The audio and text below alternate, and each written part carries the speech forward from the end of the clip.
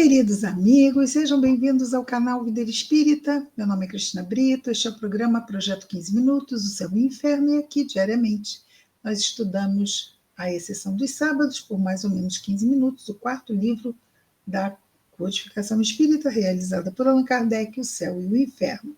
Estamos na segunda e última parte desta obra, que trata dos exemplos. Estamos no capítulo 6, quando Kardec nos traz casos de criminosos arrependidos. Hoje vamos ver aqui o caso do espírito de Castelnaudary. Castelnaudary é um local, então o espírito deste local, que estava ali, no local.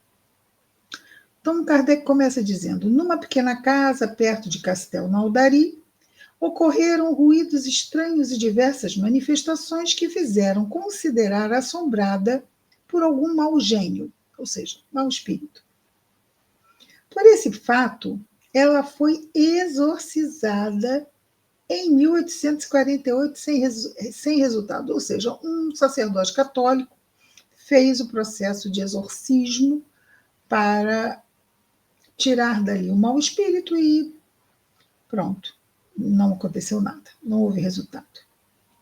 O proprietário, o senhor D, alguma coisa, querendo habitá-la, ali morreu subitamente alguns anos depois. Seu filho, que quis habitá-la em seguida, recebeu um dia, entrando em seu quarto, um violento tapa dado por mão desconhecida, mão invisível, levou um tapa.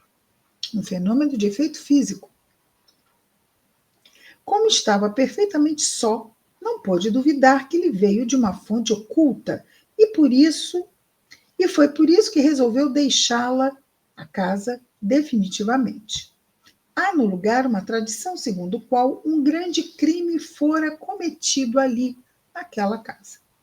O espírito que deu o tapa, tendo sido evocado na Sociedade Espírita de Paris em 1859, quer dizer, o exorcismo se deu em 1848.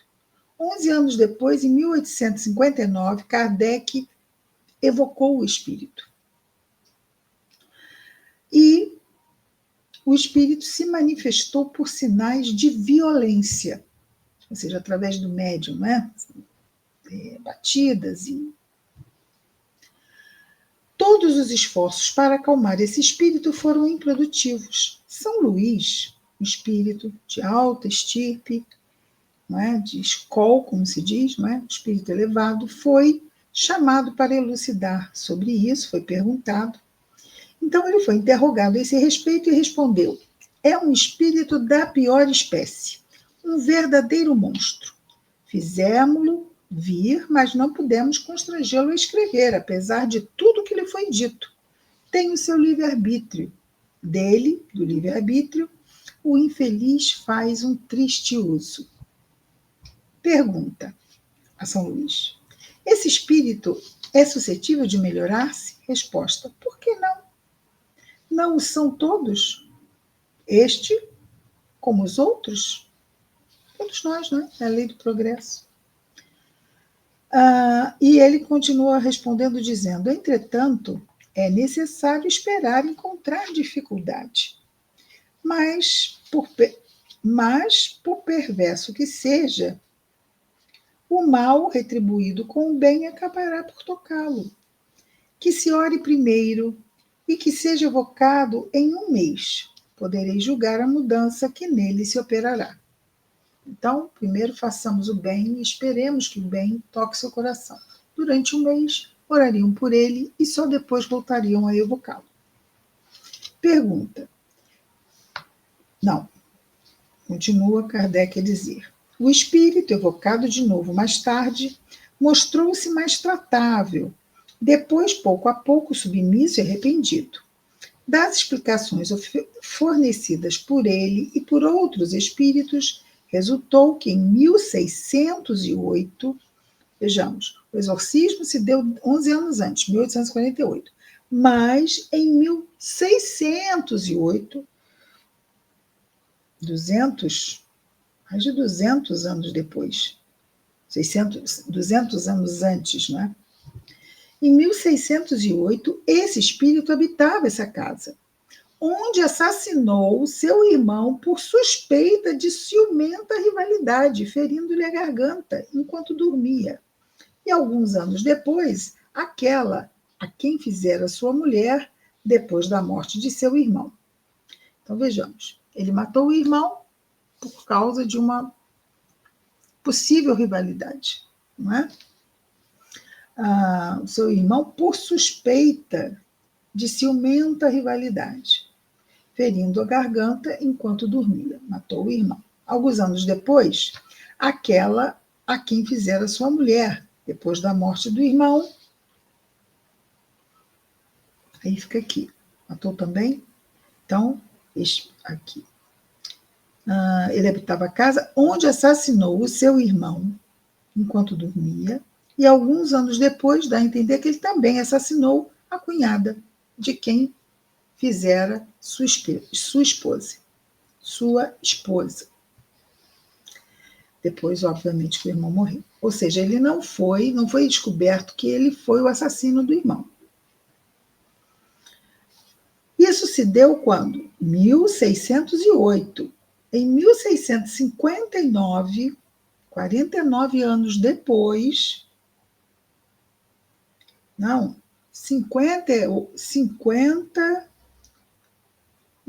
51 anos depois, perdão.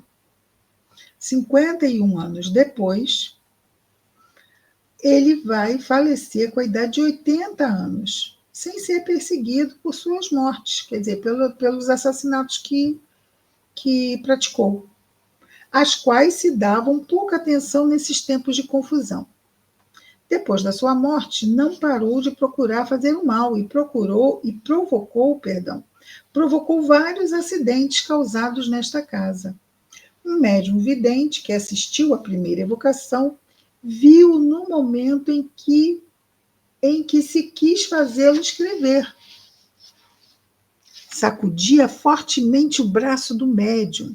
Seu aspecto era aterrorizante. Vestia uma camisa coberta de sangue e tinha um punhal. Ele cortou a garganta do irmão e sabe-se lá Deus como matou a ex-cunhada que se tornou esposa. Primeira pergunta foi feita a São Luís. Quereis nos descrever o gênero de suplício desse espírito? Resposta de São Luís. É atroz para ele. Foi condenado a morar na casa onde o crime foi cometido, sem poder dirigir o seu pensamento para outra coisa que não seja para esse crime, sempre diante de seus olhos, e se crê condenado a essa tortura pela eternidade. Constantemente se vê no momento em que cometeu o seu crime. Toda outra lembrança lhe foi retirada, e toda comunicação com outro espírito proibida. Ele não pode sobre a terra ficar senão nesta casa, e se estiver no espaço, estará nas trevas e na solidão. Quem será que promove toda essa limitação dele, não é? Ele assassinou 2 pessoas. Uma delas pode ter ficado para cobrar, para se vingar, obsessão. E aí, pela culpa, ele acaba se tornando refém dessas torturas que buscam apenas vingança, não é? E 200 anos. Vejam, mas por quê? Porque ele estava espiando já, não é? É uma forma de, se não espiar, pelo menos porque tudo vai acontecer na hora certa. Para nós, 200 anos é muita coisa. Para o espírito imortal não é nada, nada, nada mesmo. É 1 segundo, talvez menos. Mas é claro que a pessoa está sofrendo, parece uma eternidade, não é? 2. Segunda pergunta, São Luís. Haveria um meio de desalojá-lo dessa casa? E qual seria esse meio? Resposta. Querendo-se desembaraçar-se de obsessões de semelhantes espíritos, isso é fácil, orando por eles.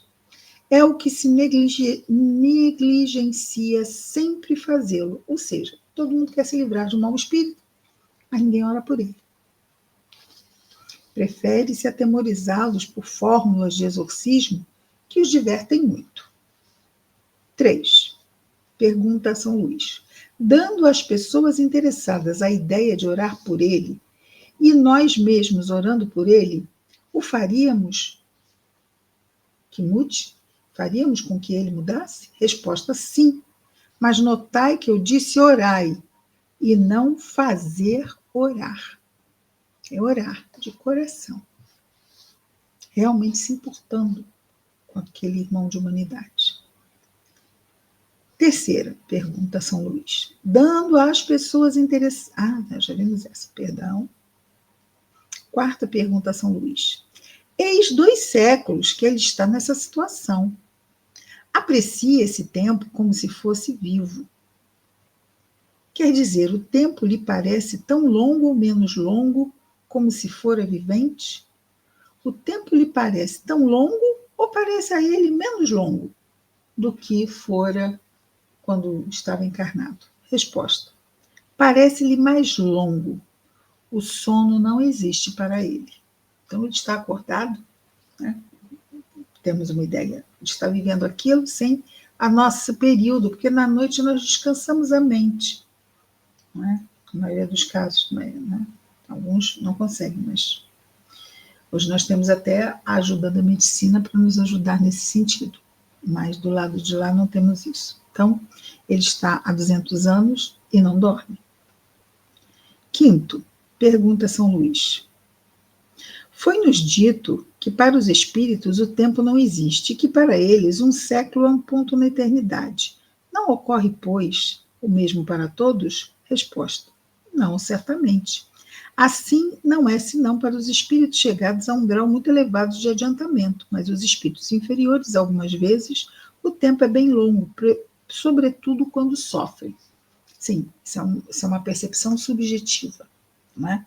Mas, na realidade da nossa imortalidade, o fato é que é pouco tempo. Mas quando estamos sofrendo, o pouco tempo parece muito tempo. Quem já teve 1 hora de dor de ouvido ou de dor de dente, sabe que aquilo pareceu não ter fim. 6. De onde veio esse espírito antes de sua encarnação? Resposta: teve uma existência entre as populações mais ferozes e mais selvagens, e antes disso veio de um planeta inferior à Terra. Ou seja, é um espírito ainda muito pouco trabalhado moralmente em si mesmo. 7. Pergunta São Luís. Esse espírito está punido bem severamente pelo crime que cometeu. Se viveu entre os povos bárbaros, deve ter cometido atos não menos atrozes que este último. Por isso, foi punido do mesmo modo? Resposta de São Luís: foi menos punido, porque, mais ignorante, compreendia-lhe menos a importância.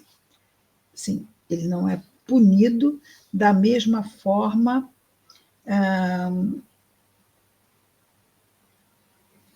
Eu estou revendo aqui, deve ter cometido. Sim. Vejamos bem, claro que se ele ainda está arraigado àquele passado selvagem, ele tem aí uma atenuante. Então, trabalhamos em agravantes e atenuantes, e com certeza o fato de ele não ter desenvolvido ainda o livre-arbítrio para o bem, lhe conta como um atenuante, não é? É responsável, sim, fez o que fez, mas é um atenuante. Hoje ficamos por aqui, amanhã retornamos com a continuação aqui do caso do espírito de Castel Naudari. Projeto 15 minutos, o céu e o inferno. Até amanhã. Muita paz a todos. Enrolei no final, mas tudo bem. Até amanhã.